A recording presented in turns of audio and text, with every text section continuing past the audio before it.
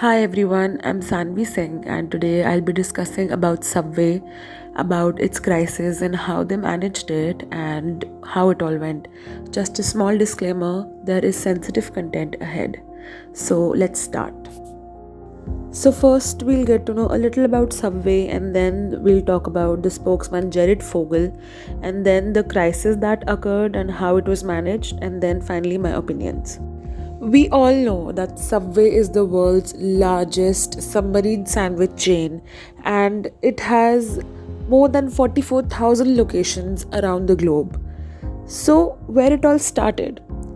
It started back in 1965 when a 17-year-old student named Fred DeLuca was in need for some money to get his way into medical school.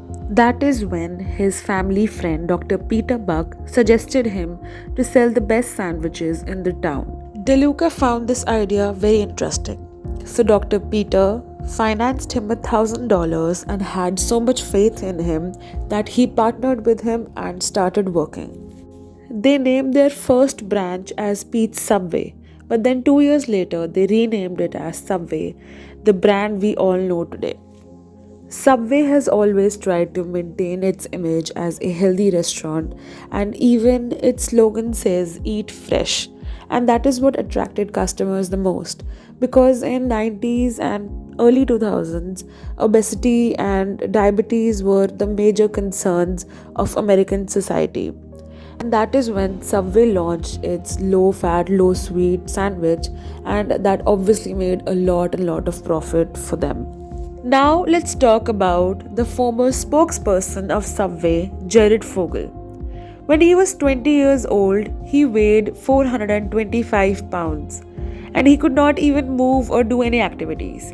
But in the next 11 months, he lost over 200 pounds just by eating Subway sandwiches every day. And when the Subway franchisees got to know about Jared Fogle, they started writing to the company headquarters to get him on board, and that is how Jared Fogle became the spokesperson for Subway. Hi, I'm Jared the Subway guy, and this is my story. Young guy eats too much junk food and gains a lot of weight. Guy changes his life by eating at Subway twice a day and walking a lot. Guy loses over 200 pounds and keeps weight off for 17 years. Guy now has 2 kids and even more reason to pass on better eating habits to young people everywhere. This is my story. Ready to write yours? Subway, eat fresh. For years, I ate fried food and burgers that looked like this. And I looked like this. Then I found Subway restaurants. And I realized I could enjoy lots of great tasting food without lots of fat. Like the tasty sweet onion chicken teriyaki sandwich, juicy chicken strips, veggies, and a delicious sweet onion sauce, all on freshly baked bread, with just 5 grams of fat. What have you got to lose? Later, big guy. Subway, eat fresh. Now let's talk about the crisis. In 2015, Jared Fogle was arrested and charged for child pornography. Later that year, he was sentenced for 16 years into prison for his misdeeds. Now, Fogle was one of Subway's most lucrative spokesmen, reportedly contributing to nearly half of Subway's growth over the last 15 years. But due to this incident, the damage was done and it left a terrible impact on the brand's global image. In the same year, 2015, the CEO of Subway, Fred DeLuca, passed away, and it obviously made things much worse. This led to companies many internal leadership issues, and as there was no succession plan after DeLuca, it led to many internal company problems. Now moving back to Jared Fogle, let's watch a small clip to understand the crisis better. On former Subway spokesman Jared Fogle, expected to plead guilty to charges of possessing child pornography. ABC's Alex Perez is in Indianapolis with the details. Good morning, Alex. Good morning, George. Details is still developing, but the U.S. attorney could be here at the courthouse discussing possible charges in this case a little bit later today.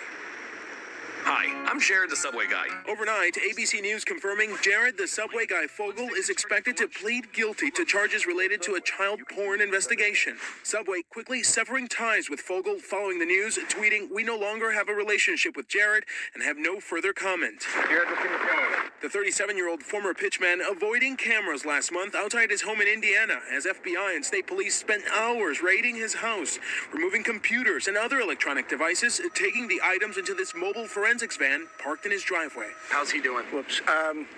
I think he's going to do very well. At the time, sources told ABC News the investigation was launched after the executive director of Fogel's charity, Russell Taylor, was arrested on child pornography charges. Taylor has not entered a plea. Fogel severed ties with Taylor after his arrest. In July, Fogel's attorney said Fogel was cooperating with police. In 1998, I weighed over 425 pounds. Fogel becoming Subway's pitchman and a household name 15 years ago. After losing 245 pounds, he credits to a diet of Subway sandwiches and exercise. And we did reach out, but at this point, no comments from Fogel or his attorney. George? Okay, Alex, thanks very much. Subway monitored this situation very closely, and as soon as Jared Fogle pleaded guilty, it gave out an official statement by tweeting that it cut all its ties with Jared Fogle and wished to have no further relationship with him. After this immediate response, Subway had started shifting their focus from Jared Fogle and focusing more towards their customers and what type of new menu they could create so that people would stop associating Subway with Jared Fogle. If you had to ask my opinion on this, I think Subway did the very right thing by giving out an official statement and assuring people that yes, we have cut all the ties with Jared Fogle. And if I were asked how we could have prevented this situation, then I'd say that we could have done a background check on the guy before making him the spokesperson of such a brand. Usually these kinds of problems are the ones which we cannot know about beforehand, because this was not Subway's fault, it was a guy who was related to Subway, his fault. So we can only take a lesson from this and make sure to be prepared for any problem that our company can face. Personally, I just truly hope such type of people stop existing, because all this is truly just so sad.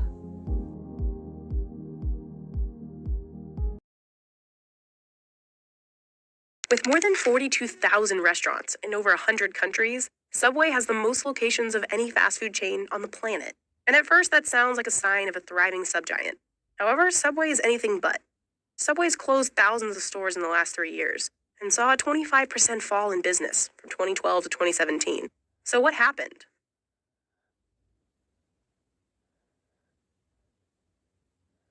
The chain began as Pete's Super Submarines in Bridgeport, Connecticut in 1965. 3 years later, co-founders Fred DeLuca and Peter Buck rebranded it to simply Subway. Subway's famous giant foot-long sandwiches are made right before your eyes, the way you want them. What was so compelling then, and still is today about Subway, is really an open kitchen format. In many ways, they really pioneered that, and the ability to customize your sandwich. The brand redefined fast food with fresh ingredients that customers could see. Compared to other fast food chains at the time, it felt healthy. And it worked. By 1981, there were 200 locations across the U.S., and soon after, Subway went international.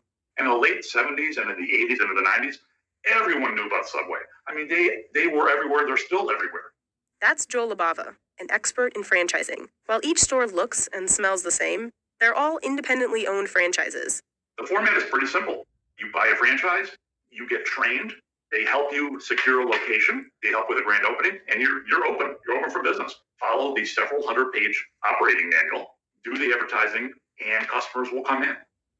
Not only were Subway franchises successful, they were, and still are, one of the cheapest chains to franchise. It costs between $116,000 and $263,000 to open a Subway franchise. Compare that to opening a McDonald's, which costs up to $2.2 million. Because Subways were easy to open, the number of stores skyrocketed. Between 1990 and 1998, store locations rose from 5,000 to 13,200. And in that same period of time, gross sales rose by about $2.1 billion. Subway's success continued into the early 2000s. At a time when obesity was rising rapidly in America, Subway continued to market itself as a healthy alternative to fast food. One of their biggest successes for sure was the Jared Fogle story. Everyone remembers those ads where it's him in those huge pants where he's showing how he lost all of this weight. And that just made them so much money, and it really made people think about Subway as a really great health brand. It was one of the biggest advertising wins that any chains had in recent decades. So that was a huge, huge part of their brand. Subway carried Fogel's success story for nearly a decade. But by 2008, the world was suffering from the effects of the Great Recession. And for many Americans, hunting for deals replaced the obsession with weight loss. So Subway changed up its message. In March 2008, it introduced a new promotion that would come to define the chain.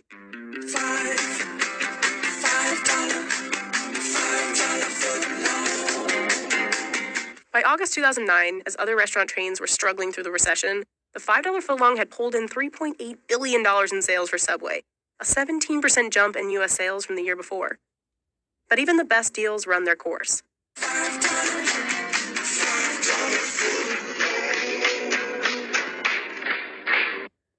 Starting in 2014, Subway sales began steadily dropping. Behind the scenes, many of the reasons for Subway's success had turned on them. Quiznos was once Subway's main competition, but tons of sub-chains like Jimmy John's, Firehouse, Potbelly, and Jersey Mike's, and fast casual chains like Panera were offering seemingly fresher and healthier options. And they started stealing market share. They're competing against people who bring in fresh produce every day. A lot of Subway locations only bring in fresh produce once or twice a week.